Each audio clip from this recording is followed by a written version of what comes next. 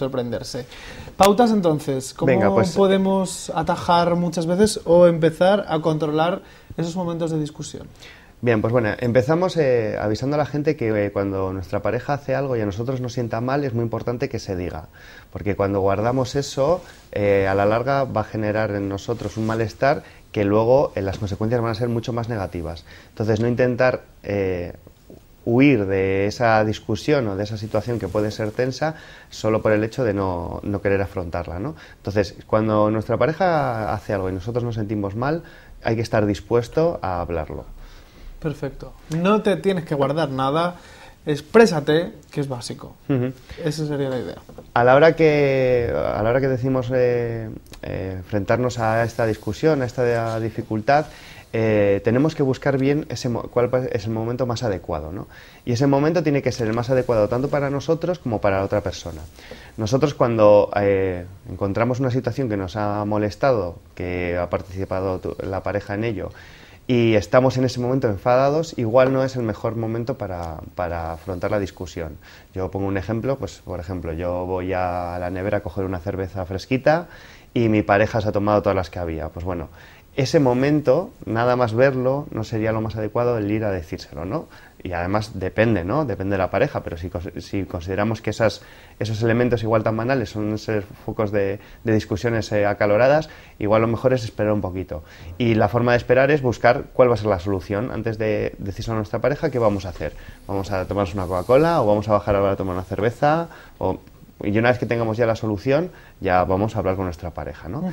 Y también tener en cuenta la situación en la que está nuestra pareja. Si acaba de llegar del trabajo y está muy cansado, o está enfadado por otra discusión anterior, o porque se enfadó con el jefe, o con lo que sea, también deberíamos posponer esta discusión, y también dependiendo de qué tipo de discusión podría ser. Si es una discusión que puede salir muchos trapos, digamos, es mejor buscar el momento, y podría ser incluso al día siguiente, no tiene por qué ser 5 minutos después, ¿eh? Podríamos esperar... Bueno, esto sería un poco también decir, hay que ser un poco calculador y decir, bueno, pues voy a dejar esta discusión para mañana a las 8, que me viene bien.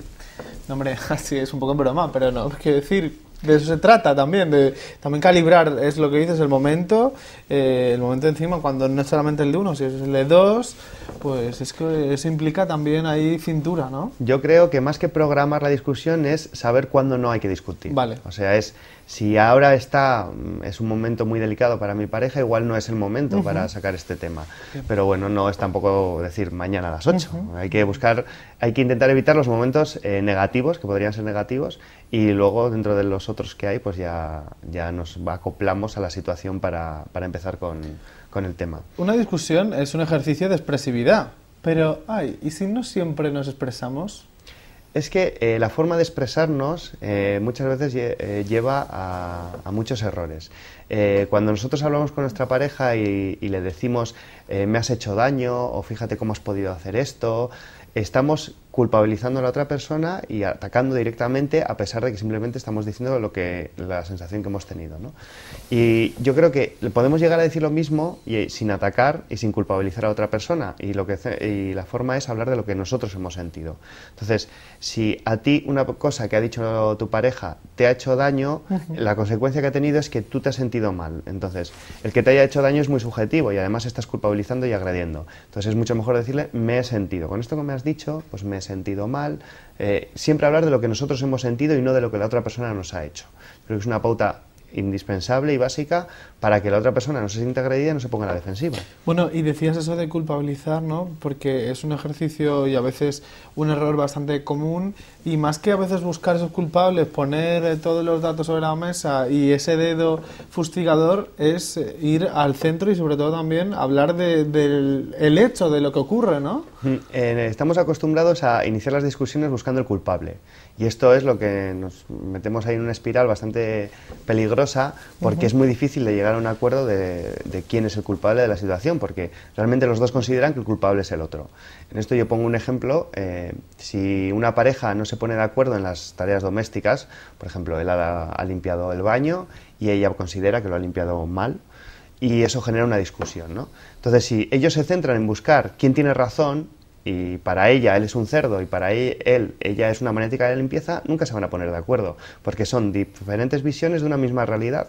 y que nunca van a llegar a un punto intermedio, ¿no? En otros aspectos igual sí se podría, ¿no? Pero hay muchos que no. Entonces yo creo que sería conveniente saltarnos este primer paso, que siempre lo metemos en las discusiones y que muchas veces es completamente estéril, el saltarnos este paso e ir directamente a buscar la solución. Es decir, mira, yo pienso de una manera, tú piensas de otra, ¿cómo nos podemos poner de acuerdo? ¿Cómo nos ponemos de acuerdo para que los dos estemos lo mejor posible o estemos lo más a gusto posible con esta situación, ¿no? Bueno, a mí sí que me parece utópico plantear que la gente no grite, porque es que estamos acostumbrados a gritar en el diálogo. O sea, es que ya en la discusión...